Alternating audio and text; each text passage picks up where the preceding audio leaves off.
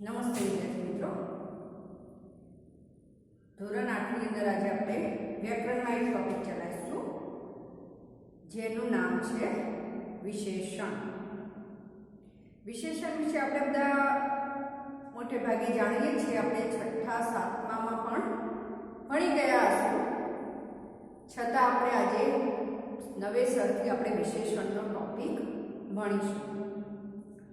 તો જોઈએ કે આપણે વિશેષણ કોને કહીએ છીએ.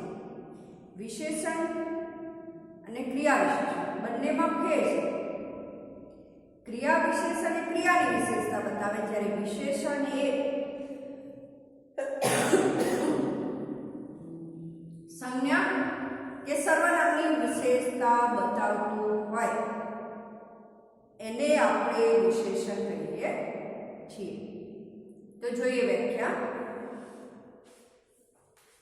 विशेषण संज्ञा अथवा सर्वनाम शब्दों की विशेषता बताने वाले शब्दों को विशेषण कहते हैं. શું કહે છે? સંજ્ઞા અથવા સર્વનામ શબ્દોની વિશેષતા બતાવતું હોય એને આપણે વિશેષણ કહીએ છીએ. હવે આપણે એમ થાય કે સંજ્ઞા કોને કહી શકાય અને સર્વનામ કોને કહેવાય? તો વિદ્યાર્થી મિત્રો, આપણે ધોરણ 8માં સંજ્ઞા અને સર્વનામ બંને વ્યાકરણના ટોપિક ભણી ચૂક્યા છીએ, એટલે આપણને ખ્યાલ છે કે સંજ્ઞા કોને કહેવાય છે અને સર્વનામ કોને કહેવાય છે. છતાંય તમારી સમજ માટે હું એક વાર કહી દઉં છું કે સંજ્ઞા અને સર્વનામ આપણે કોને કહીએ છીએ. તો જોઈએ, સંજ્ઞાના કુલ 5 પ્રકાર છે. તમને ખ્યાલ છે: વ્યક્તિવાચક સંજ્ઞા, જાતિવાચક સંજ્ઞા, દ્રવ્યવાચક સંજ્ઞા, સમૂહવાચક સંજ્ઞા અને ભાવવાચક સંજ્ઞા. એને આપણે સંજ્ઞા કહીએ છીએ. જાતિવાચક કે વ્યક્તિવાચક, હું મારું નામ બોલું અહીંયા કે તમારું કોઈ સ્ટુડન્ટનું નામ બોલું તો એ વ્યક્તિવાચક સંજ્ઞા. પણ જ્યારે એની જગ્યાએ હું લડકા કહું, લડકી કહું, નદી કહું, દેશ કહું તો એ જાતિવાચક સંજ્ઞા. મતલબ કે એ બધી સંજ્ઞા છે. તો આપણને ખ્યાલ આવે કે આ સંજ્ઞા હોય કે સર્વનામ, એની વિશેષતા બતાવતું હોય એને આપણે વિશેષણ કહીએ છીએ. સર્વનામ પણ પુરુષવાચક સર્વનામ છે, નિશ્ચિતવાચક સર્વનામ છે, અનિશ્ચિતવાચક સર્વનામ છે. તો આવા જે સર્વનામ છે, મેં, મુझे, तुमने, तुम्हारा, हमने, हमारा, वह, उसे, उसने, આ પુરુષવાચક સર્વનામ છે. તો શું કહ્યું છે? સંજ્ઞા હોય કે સર્વનામ એવા શબ્દોની વિશેષતા बताने वाले शब्दों को विशेषण कहिए છીએ. मतलब કે संज्ञा अथवा सर्वनाम शब्दों की विशेषता बताने वाले शब्दों को विशेषण कहते हैं. એટલે કે સંજ્ઞા કે સર્વનામના જે શબ્દો આવે છે એની જે ખાસ વિશેષતા બતાવતું હોય એને આપણે વિશેષણ કહીએ છીએ. તો જોઈએ, કેટલાક ઉદાહરણ લખ્યા છે. ઊંચી ઇમારત, 5 કિતાબ, ઠંડી હવા, कुछ बच्चे. અહીં ઇમારતની વિશેષતા બતાવી છે કે ઊંચી છે કે નીચી છે. તો એની વિશેષતા શું બતાવી છે? ઊંચી. તો ઇમારત ઊંચી છે. ઇમારત એક સંજ્ઞા છે. કિતાબ, કિતાબની વિશેષતા બતાવી છે 5 કિતાબ. કેટલી છે? 1 છે, 4 છે, 5 છે કે 2 છે? તો કેટલી કિતાબ કહી છે? 5. તો કિતાબની વિશેષતા બતાવે છે તો 5. ठंडी हवा, हवा पर एक संज्ञा है. हवानी विशेषता बतावी છે કે હવા ઠંડી છે કે ગરમ છે? તો અહીંયા કેવી કરી છે?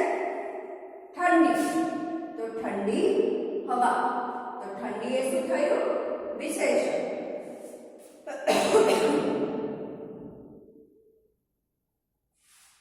અહીંયા कुछ बच्चे છોકરાઓની વિશેષતા બતાવી છે. કેટલા છે? કુછ છે, અનિશ્ચિત છે, કોઈ નક્કી નથી, પણ એની વિશેષતા બતાવી છે કે કેટલા. તો કુછ એ શું થયું? એ પણ વિશેષણ. તો અહીંયા ઊંચી, 5, ઠંડી અને કુછ, જેની નીચે મેં લીટી કરેલી છે, રેખા દોરેલી છે, જેને આપણે વિશેષણ કહીએ છીએ. તો આ શબ્દો મતલબ કે સંજ્ઞાની વિશેષતા બતાવે છે, માટે એ શબ્દોને આપણે શું કહીએ છીએ?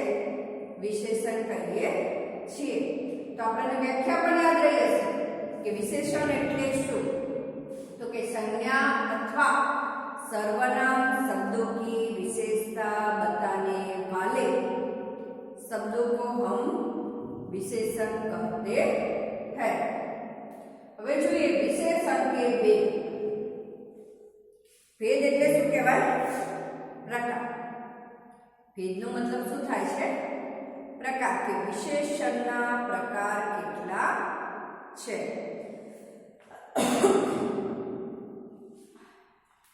तो विशेषण के 4 प्रकार होते हैं. શું કહ્યું?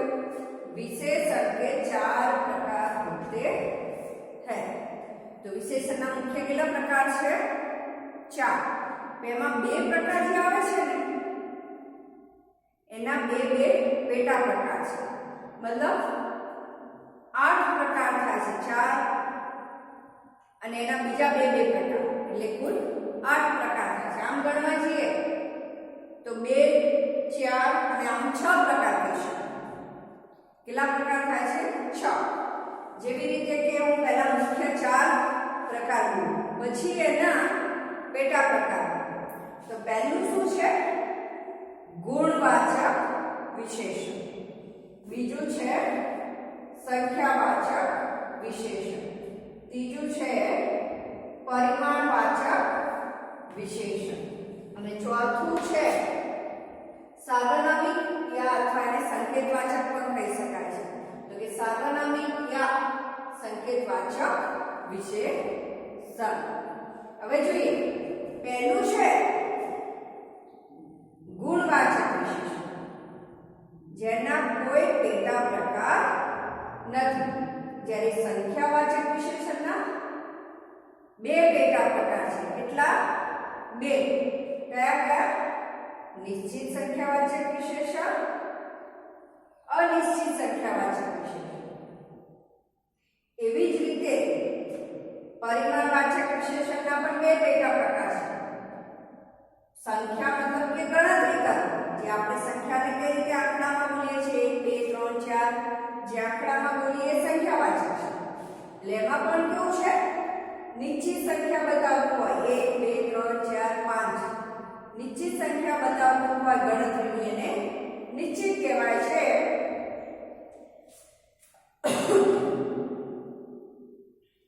અને અનિશ્ચિત અહીંયા મેં શું કહ્યું? કુછ બચ્ચે. છોકરાઓ ગાર્ડનમાં છે, દૂરથી દેખાય છે પણ ખબર નથી કેટલા છે. કુછ. તો કુછ શબ્દ શું છે? અનિશ્ચિત. તો અનિશ્ચિત સંખ્યાવાચક વિશેષણ. હવે પરિમાણવાચક વિશેષણ. પરિમાણનો મતલબ શું થાય છે? માપ. માપ એટલે આપણે એને માપીએ છીએ કિલોમીટરમાં, લીટરમાં.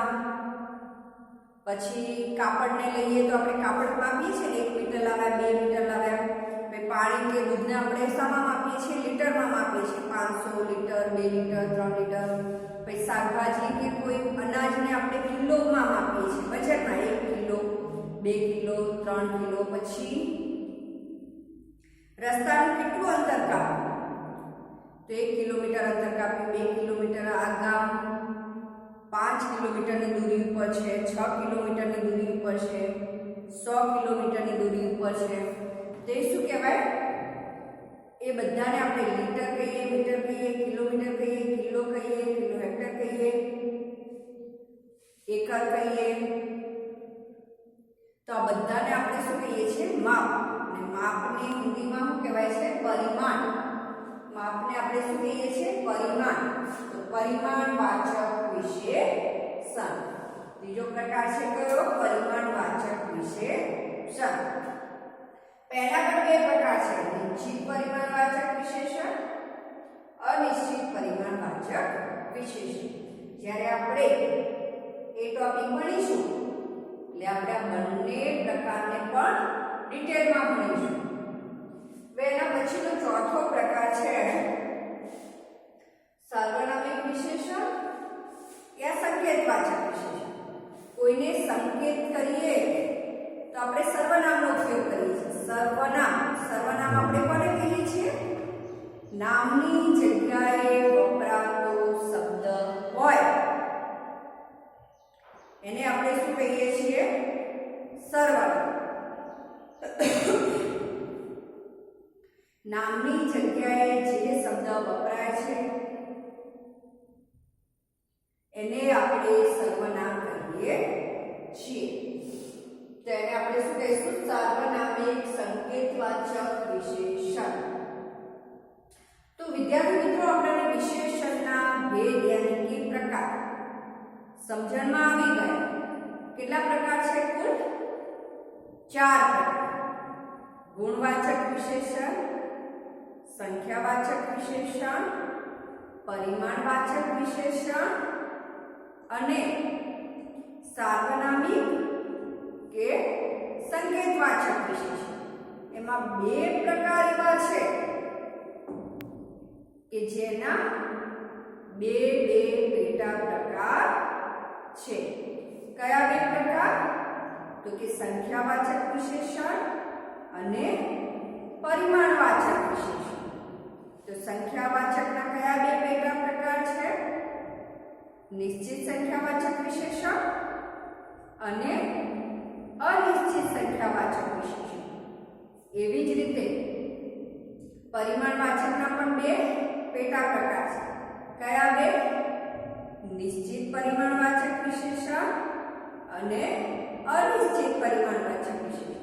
તો આમ ગણવા જઈએ તો કુલ કેટલા પ્રકાર થાય? આપણે ભણવાના 6 પ્રકાર.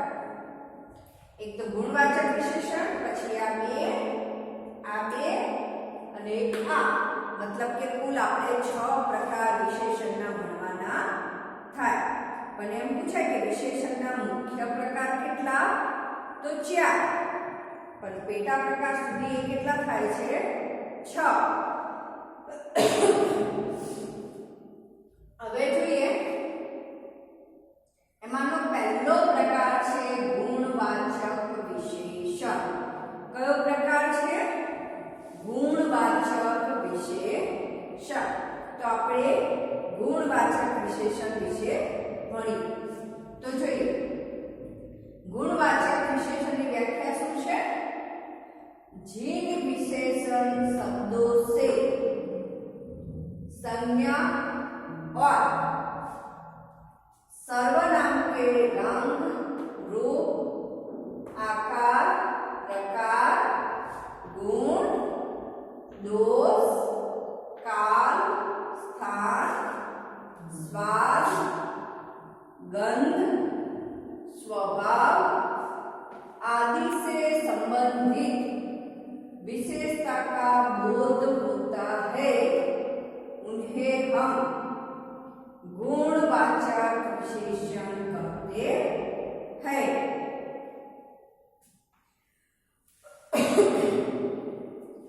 जो ये डिटेल में समझिए व्याख्या कि जिन विशेषण शब्दों से संज्ञा और सर्वनाम जे विशेषण शब्दों थी संज्ञा के सर्वनाम ना रंग ने रूप विषय बताता है. रंग काला, सफेद, भूरा, काला, पीला, नीला, नीला, लाल, आ बधा रंग.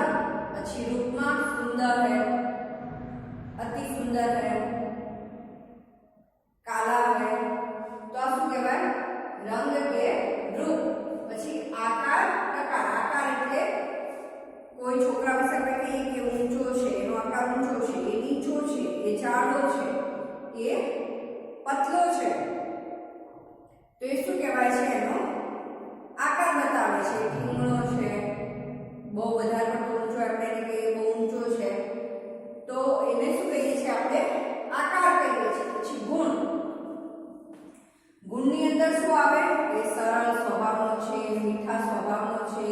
વાણી કડવી છે, પછી એ સારું બોલે છે, સારું ગાય છે, એ બધાને મોહી લે છે. તો આ જેના ગુણ હોય, સારા હોય એ ગુણ કહેવાય છે, ખરાબ હોય એટલે આપણે અવગુણ કહીએ છીએ. તો ગુણ હોય પછી દોષ એટલે અવગુણ, એનો અવાજ સારો નથી, એની વાણી કડવી છે, એને આપણે અવદોષ કહીએ છીએ, દોષ કહીએ છીએ, એટલે કે અવગુણ કહીએ છીએ. પછી કાળ, કાળનો મતલબ શું થાય છે? સમય. કાળ એટલે સમય. આપણે કહીએ છીએ ને કે સુબહ, શામ, दोपहर એટલે કે સવારે, સાંજે, બપોરે, એ શું છે? સમય. આવતીકાલ, ગઈકાલ, વાર્ષિક, માસિક, પ્રાક્ષિક, પ્રાક્ષિક એટલે 15 દિવસ, માસિક એટલે મહિને. તો આ શું છે? વાર્ષિક એટલે 1 વર્ષ, સાપ્તાહિક એટલે સપ્તાહ એટલે અઠવાડિયું, 1 અઠવાડિયું. તો એ શું છે? કાળ. કાળનો મતલબ કે સમય, સ્થાન,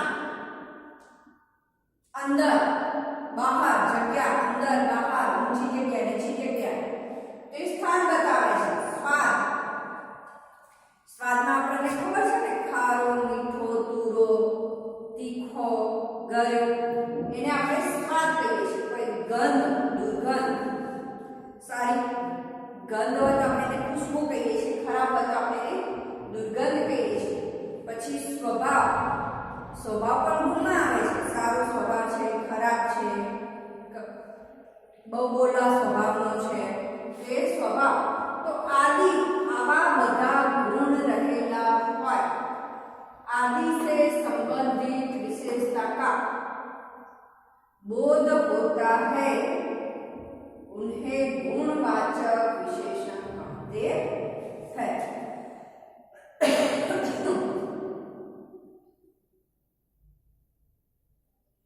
तो શું કહ્યું છે કે जिन विशेषण शब्दों से संज्ञा और सर्वनाम के रंग, रूप, आकार, प्रकार, गुण, दोष, काल, स्थान, स्वाद, गंध, स्वभाव आदि से संबंधित विशेषता का बोध होता है, उन्हें गुणवाचक विशेषण कहते हैं. तो मतलब समझ में आई, आ बधानो बोध जे वाक्यनी अंदर बताववामां आवतो होय एवा शब्दोने आपणे शुं कही सकीए छीए? गुणवाचक विशेषण. હવે જોઈએ ઉદાહરણ જોઈએ તો આપણને વધારે ખ્યાલ આવશે કે ગુણવાચક વિશેષણ કોને કહીએ છીએ.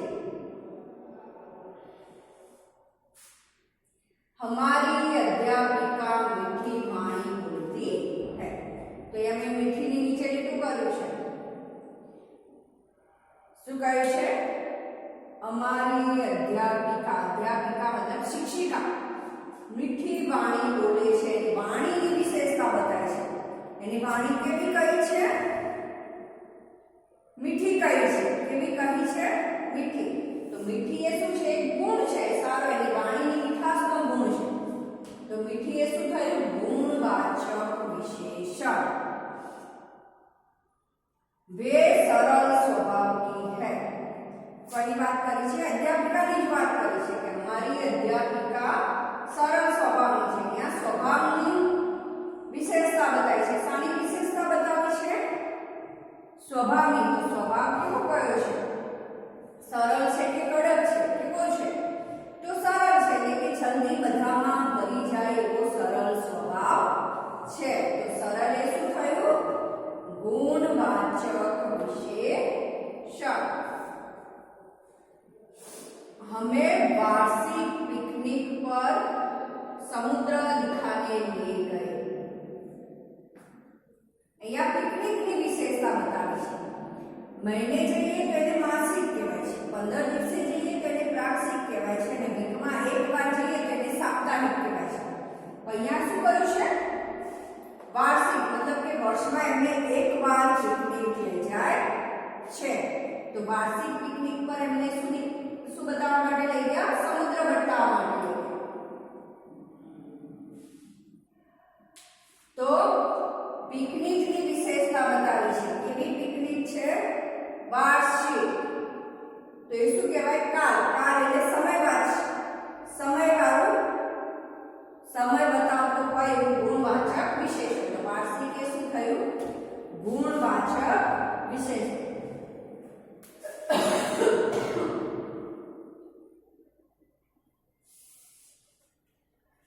समुद्र का पानी खारा. केवुं कह्युं छे?